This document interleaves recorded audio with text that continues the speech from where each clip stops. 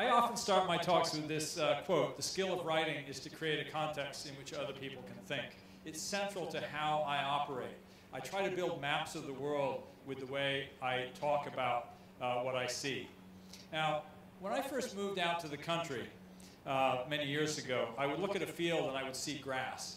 And then I got horses, and I got more language, and then I'd be able to see more of what was there: alfalfa, oat grass, orchard grass, ryegrass. I knew that they were different, and they stuck in my head because I had a name. I got this idea originally from a guy named George Simon, who I met when I was a teenager. He was a scoutmaster who went on to lead workshops at Esalen in the heart of the California Human Potential movement of the 70s.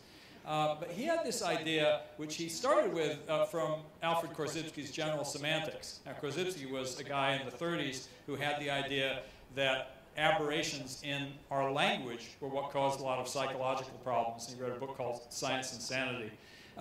One of his key tenets was that the map is not the territory. That's also the point of this famous Magritte painting. This is, in fact, quite obviously not a pipe. It's a representation of a pipe. But we forget that when it comes to language.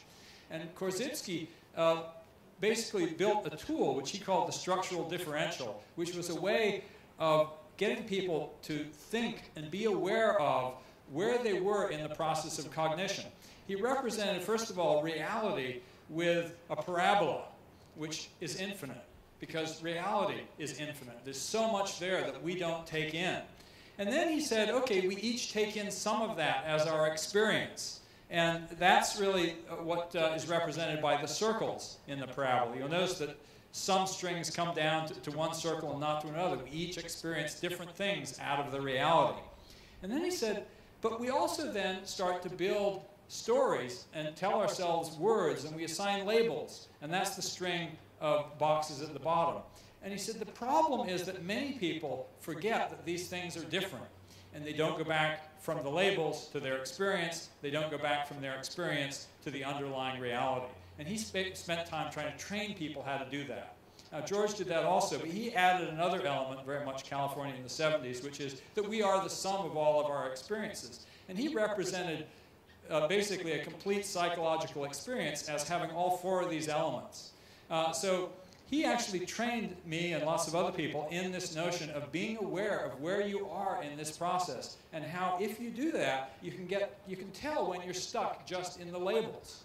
Now, I've applied this a great deal in my career. So, for example, there was a label, free software, but it represented only things like Linux and the GNU project, and it didn't pay any attention at all to all this free software that was building the internet. So I rewrote the map and helped define this new term, open source. Now, these eye charts, which you can't read here, but you can see online, are from an article I wrote called Remaking the Peer-to-Peer Meme, which I wrote about 4 years after the Open Source Summit where I did that. But that article will give you a sense of this process of meme framing. But it's also behind all of our events. Web 2.0 was a big meme rewrite.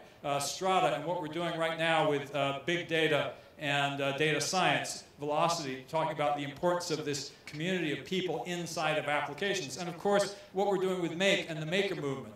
Before we created Make, nobody saw all these things together. Hobbyists, crafters, people who were working on the future of manufacturing, but now they all proudly call themselves makers. We created a new name and a new map that was more inclusive. Thank you.